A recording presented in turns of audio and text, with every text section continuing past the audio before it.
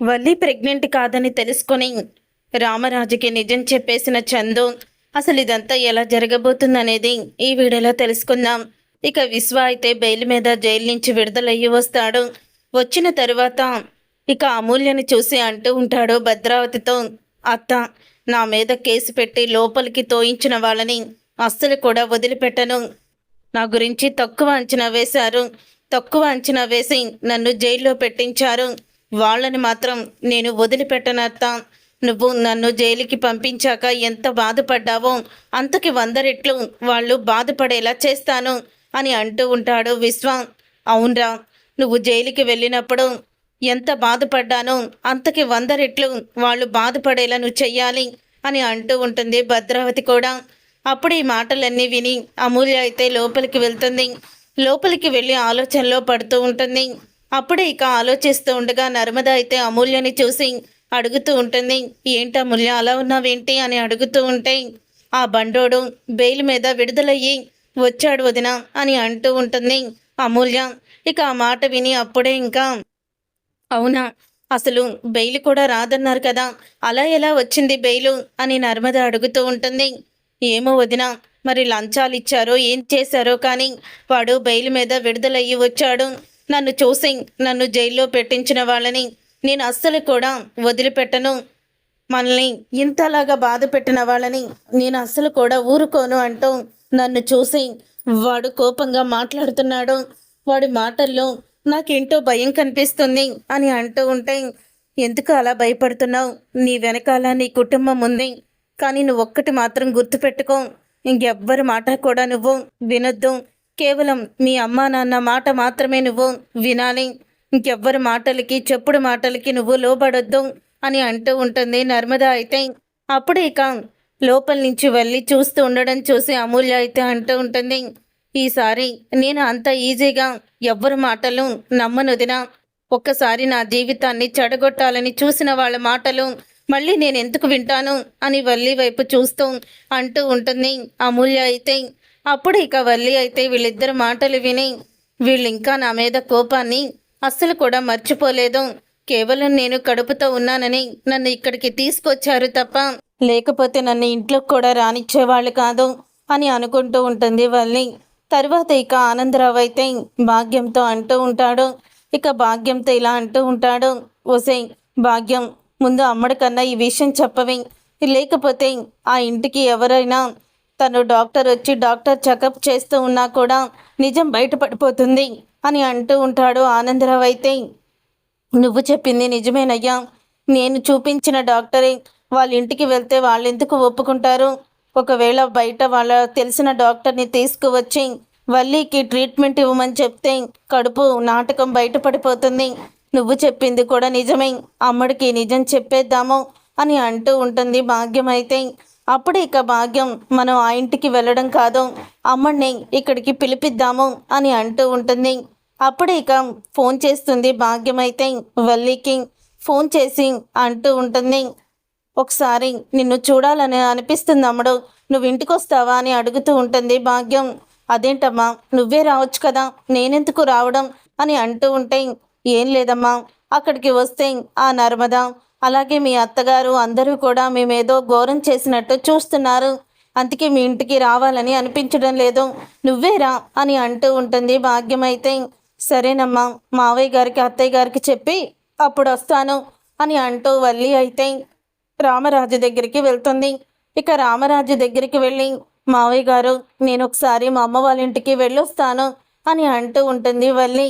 అప్పుడు అది విన్న వేదవతి అయితే, నువ్వు ఎక్కడికి వెళ్ళాల్సిన అవసరం లేదు అని అంటూ ఉంటుంది వేదవతి. ఇక వేదవతి అలా అన్న తర్వాత అప్పుడే ఇక రామరాజు, అదేంటి బుజ్జమ్మ అలా మాట్లాడుతున్నావు? వల్లికి వాళ్ళ అమ్మ వాళ్ళని చూడాలని అనిపించిందేమో, అందుకనే వెళ్తానంటుంది. అవును, మీ అమ్మ వాళ్ళని ఇక్కడికి రమ్మనొచ్చు కదమ్మా అని అంటూ ఉంటాడు రామరాజు. లేదు మావయ్య గారు, నేనే ఒకసారి వెళ్ళి చూసేసి వస్తాను. అలాగే ఇంటికి వచ్చాక ఒక్కసారి కూడా మళ్ళీ మా ఇంటికి వెళ్ళలేదు కదా, అలా గడప దాటేసి వస్తాను అని అంటూ ఉంటుంది వల్లి అయితే. సరేనమ్మా, మరి ఎలా వెళ్తావు, నేను డ్రాప్ చేయనా అని అడుగుతూ ఉంటే, వద్దు మావయ్య గారు, నేను ఆటోని పిలిపించుకున్నాను, ఆటోలో వెళ్తాను అని రామరాజుతో చెప్తూ ఉంటుంది వల్లి. అప్పుడు ఇక వేదవతి అయితే, ఏంటండి మీరు, ఎక్కడికి కూడా తను వెళ్ళాల్సిన అవసరం లేదు, తనని ఇంట్లోనే ఉండనివ్వండి అని అంటూ ఉంటుంది.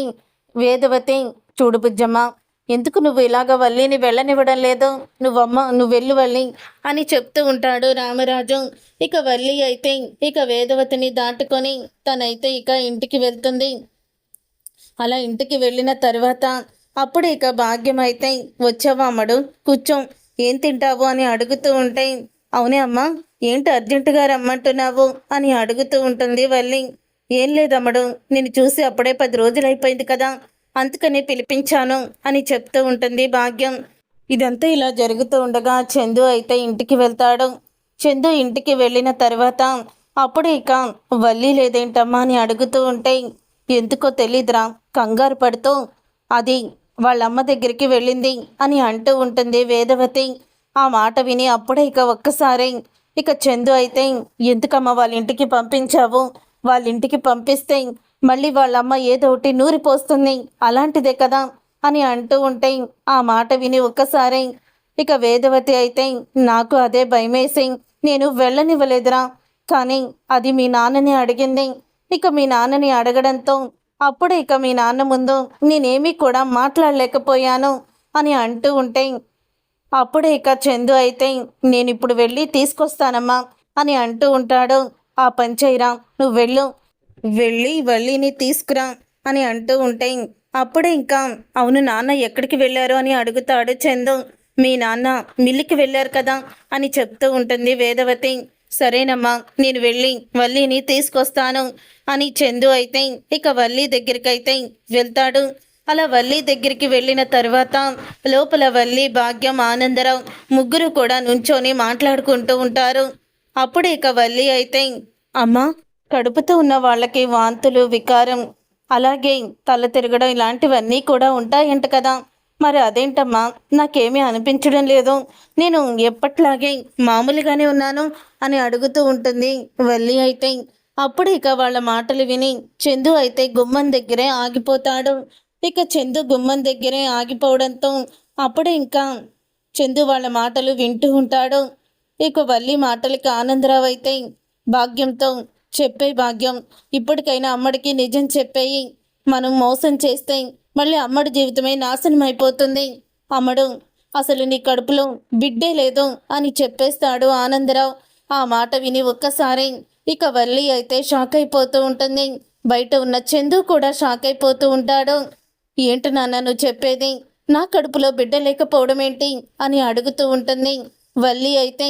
అవునమ్మా, నీ కడుపులో బిడ్డ లేదు, బిడ్డ ఉందని మీ అమ్మ నాటకం ఆడింది అని అనగానే అప్పుడే ఇక వల్లి అయితే ఇక వెంటనే భాగ్యం వైపు కోపంగా తిరిగి చూస్తుంది. ఏంటమ్మా ఇదంతా అని అంటూ ఉంటే, అవును, నీ కడుపులో బిడ్డ లేదు అని చెప్తూ ఉంటుంది భాగ్యం. ఎందుకమ్మా, ఎందుకు మరి నన్ను ప్రెగ్నెంట్ అని ఆ రోజు డాక్టర్ చెప్పింది అని అనగానే, అవును డాక్టర్ చెప్పింది, కానీ ఆ డాక్టర్ చేత నేనే ప్రెగ్నెంట్ అని చెప్పించాను అని అనగానే ఒక్కసారిగా షాక్ అయిపోతూ ఉంటాడు చందు. అలాగే వల్లి కూడా, ఎందుకమ్మా అలా చెప్పించావు అని వల్లి అంటూ ఉంటే, మరేం చేయమంటావు, అందరికీ మన నిజస్వరూపం తెలిసిపోయింది, మనం చేసిన మోసము తెలిసిపోయి అందరూ మనల్ని శత్రువులా చూస్తున్నారు, మీ ఆయన నిన్ను ఏలుకునే పరిస్థితి లేకపోయింది, కాపురానికి తీసుకువెళ్ళడని కన్ఫర్మ్ అయిపోయింది, అందుకని ఆ డాక్టర్ని బ్రతిమలాడి కాళ్ళు పట్టుకొని అత్తారింట్లో మా అమ్మని ఇంకా ప్రెగ్నెంట్ అవ్వలేదని హింసిస్తున్నారు అని చెప్పి డాక్టర్కి కూడా అబద్ధం చెప్పి ఆవిడ కాళ్ళ మీద పడి నా కూతురికి భవిష్యత్తునివ్వండి అంటూ బ్రతిమలాడి ఆవిడ చేతే ప్రెగ్నెంట్ అని అబద్ధం ఆడించాను అని భాగ్యం అయితే చెప్తుంది. ఇక ఆ మాట విని ఒక్కసారి షాక్ అయిపోతూ ఉంటాడు చందు అయితే. ఇక షాక్ అయిపోతూ ఇక చందు ఒక్కసారి వాళ్ళ చేసిన మోసాన్ని తలుచుకొని కోపంతో రగిలిపోతూ ఉంటాడు కూడా. తరువాత ఇక వల్లి అయితే, ఎందుకమ్మా ఇలా చేశావో, నేను ప్రెగ్నెంట్నని ఇంటికి తీసుకువెళ్ళారు, నేను ప్రెగ్నెంట్నని నేను చేసిన తప్పులు, నువ్వు చేసిన మోసాలు అన్నిటినీ క్షమించి ఇంట్లోకి రానిచ్చారు, మావయ్య గారు నేను ఆ ఇంటికి వారసుని ఇస్తానని ఎన్నో ఆశలు పెట్టుకున్నారు, ఎందుకమ్మా నువ్వు ఇలా చేశావు అని అడుగుతూ ఉంటుంది. ఇక వల్లి అయితే, అప్పుడే ఇక మరేం చేయమంటావే, నీ కాపురం నిలబెట్టాలంటే ఇంతకన్నా దారి లేదు అని చెప్తూ ఉంటుంది భాగ్యం. ఇప్పుడు నేను ప్రెగ్నెంట్ని కాదని ఇప్పుడు కాకపోతే మరి కొన్ని రోజులకు కూడా అయినా తెలుస్తుంది, మరి అప్పుడేం చేస్తావు అని అడుగుతూ ఉంటుంది వల్లి. ఏముంది, ఆ నర్మద ఉంది కదా, ఆ నర్మద ప్రేమ నీ ప్రెగ్నెంట్ పోగొట్టాలని చూశారని చెప్పి వాళ్ళ మీదే నింద వేసేసి నీ ప్రెగ్నెంట్ పోయిందని, వాళ్ళ వల్లే పోయిందని సాక్ష్యాలు సృష్టిస్తాను. ఇక సాక్ష్యాలు సృష్టించి అప్పుడు వాళ్ళిద్దరినీ కూడా బయటికి పంపించేస్తాను. ఆ తరువాత నువ్వే ఆ ఇంటికి మహారాణివి అని అంటూ ఉంటే ఇంతలో ఆ సాగర్ గాడు కూడా బయటికి పోతాడు. ఇక ధీరజ్ గాడు కూడా ఎలాగైనా బయటికి పోతాడు.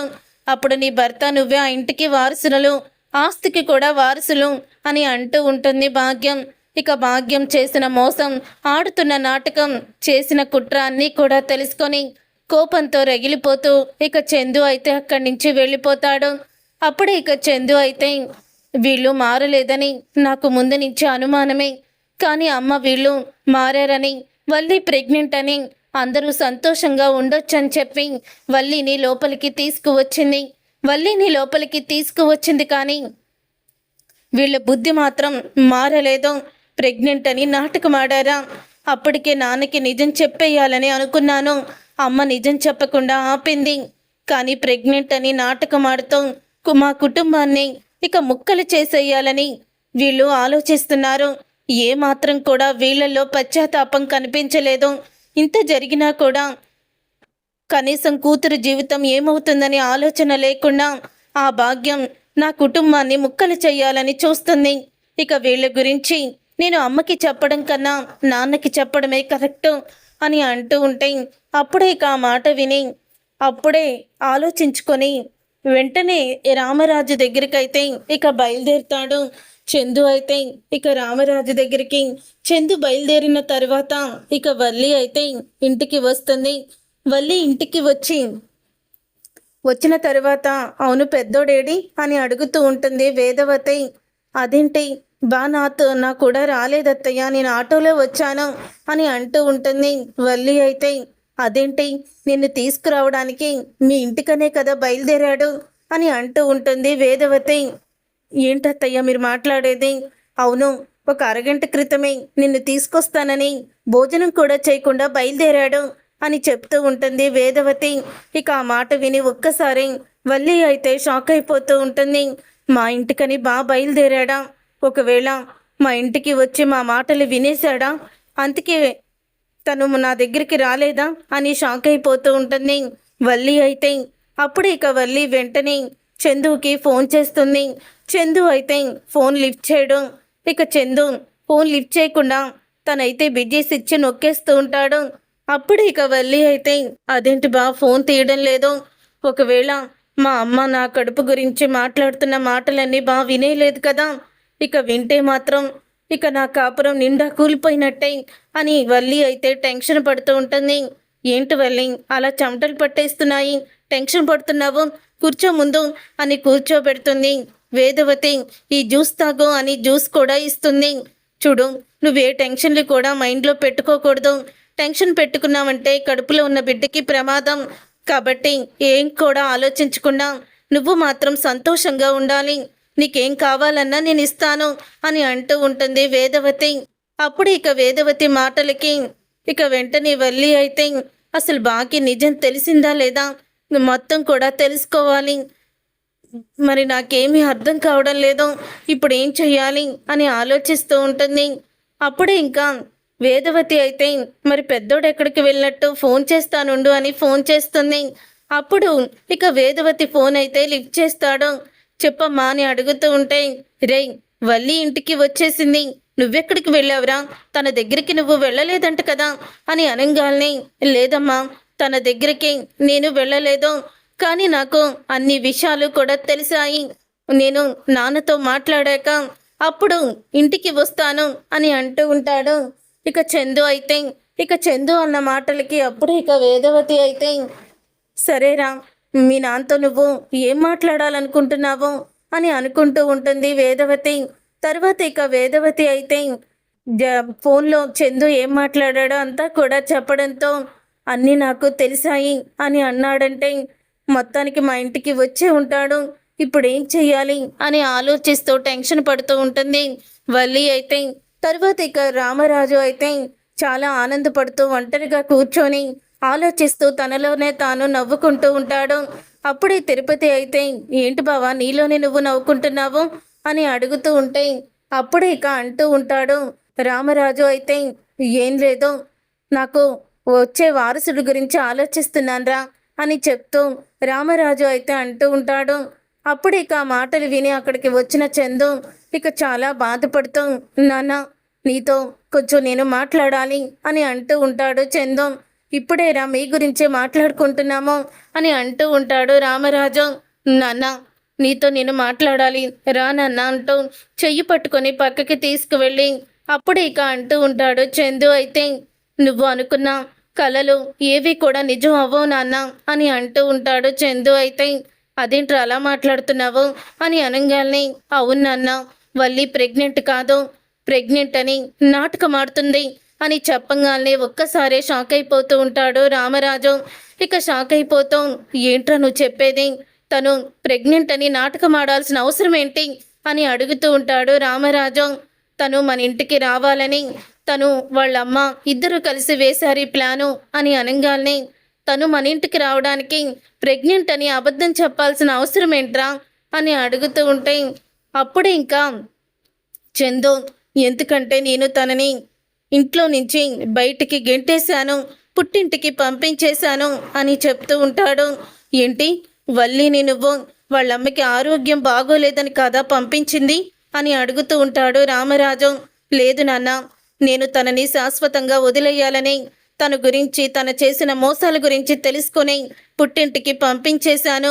కానీ ఈ విషయం మీకు మెల్లిగా చెప్పాలని అనుకున్నాను కానీ కుదరలేదు అని అంటూ ఉంటాడు చందు అయితే. అసలు నువ్వు పుట్టింటికి పంపించేంత తప్పు వల్లి ఏం చేసిందిరా అని అడుగుతూ ఉంటే, అమూల్య జీవితాన్ని నాశనం చేయాలని చూసింది నాన్న అని అంటూ ఉంటాడు చందు. ఆ విషయం తెలుసుకుని ఒక్కసారి రామరాజు షాక్ అయిపోతూ, మన అమూల్య జీవితాన్ని నాశనం చేయడం ఏంటి అని అడుగుతూ ఉంటే, అవును నాన్న, ఆ విశ్వాగాడితో చేతులు కలిపి అమూల్య ఆ విశ్వాగాడితో ప్రేమలో పడేలాగా వీళ్ళిద్దరి మధ్య కూడా ప్రేమ రాయబారాన్ని నడిపించింది అని అంటూ ఉంటే, ఆ మాట విని ఒక్కసారి ఇక షాక్ అయిపోతూ ఉంటాడు రామరాజు. అంతేకాదు నాన్న, వాళ్ళు కోటీశ్వర్లు కాదు, ఏమీ కాదు, మన ఇంటి కోడలుగా తన కూతుర్ని పంపించాలని ఆ భాగ్యం కోటీశ్వర్లమని అబద్ధమాడింది. వాళ్ళకి ఎటువంటి ఆస్తులు, స్థలాలు, పొలాలు, బ్యాంకు బ్యాలెన్స్లు ఏమీ కూడా లేవు అని నిజాలన్నీ కూడా బయట పెడతాడు. కానీ ఇప్పటికీ కూడా వాళ్ళు బుద్ధిని మార్చుకోలేదు నాన్న. చివరికి మళ్ళీ ఇప్పుడు తను ప్రెగ్నెంట్ అన్న విషయాన్ని బయట పెడితే నర్మదా ప్రేమ మీద నిందలు వేసి నర్మదని ప్రేమని ఇంట్లో నుంచి బయటికి గెంటించేయాలని వాళ్ళు ప్లాన్ చేస్తున్నారు అని నిజాన్ని బయట పెట్టేస్తాడు. ఇప్పుడు చెప్పు నాన్న, అసలు ఇలాంటి దాన్ని ఏం చెయ్యాలి? మన కుటుంబాన్ని ముక్కలు చేసి మన సామ్రాజ్యాన్ని కూలగొట్టాలనుకుంటున్న వీళ్ళని ఎటువంటి పనిష్మెంట్ ఇచ్చి వీళ్ళని క్లియర్ చెయ్యాలి అని అంటూ ఉంటాడు చందు అయితే. ఆ రోజు కూడా నీకు నేను వల్లి గురించి నిజమే చెప్పాలని అనుకున్నాను నాన్న, కానీ తను ప్రెగ్నెంట్ అయ్యిందని చెప్పి నువ్వేమో అసలు కూడా నా మాట వినిపించుకోలేదు. అందరినీ మోసం చేసి తనైతే ఇక్కడ అడుగుపెట్టింది. కానీ ఇప్పుడు తను అబద్ధమాడిన సంగతి తెలిసాక నేను తట్టుకోలేకపోతున్నాను అని అంటూ ఉంటాడు. ఇక చందు అయితే, చెప్పు నాన్న ఏం చేయను అని అంటూ ఉంటే, నీ విషయంలో నేను చాలా పెద్ద తప్పు చేశానురా, చాలా పెద్ద తప్పు చేశాను. ప్రేమించి పెళ్లి చేసుకోవద్దని చెప్పి నేను నీ గొంతు కోసాను. వాళ్ళు ఎలాంటి వాళ్ళో, వాళ్ళ బ్యాక్గ్రౌండ్ ఏంటో, అసలు ఊరు ఎక్కడుందో, ఇటువంటి విషయాలు ఏవి కూడా క్లియర్గా తెలుసుకోకుండా చాలా పెద్ద తప్పు చేసి నీ జీవితాన్ని నాశనం చేశానురా. ఇప్పుడు నేనేం చెయ్యాలి? నీ జీవితాన్ని ఎలా నిలబెట్టాలి? నా చేత్తోనే నీ జీవితాన్ని నాశనం చేశాను కదరా అంటూ రామరాజు అయితే చాలా బాధపడుతూ ఉంటాడు. ఇక రామరాజు అలా బాధపడుతూ ఉంటే, బాధపడుకు నాన్న, నిన్నే మోసం చేసిన వాళ్ళని నేను ఊరికినే వదిలిపెట్టను అని అంటూ ఉంటాడు. ఇక చందు అయితే, చూసారుగా ఫ్రెండ్స్, రాబోయే కథలో ఖచ్చితంగా ఇలాగే జరగబోతుంది. మరి ఇలాగే జరగాలని మీరు కోరుకుంటే తప్పకుండా వీడియోనైతే లైక్ చేయండి. మీరు చేసే ఒక్క లైక్ మాకు ఎంతో మోటివేషన్ ఇస్తుంది.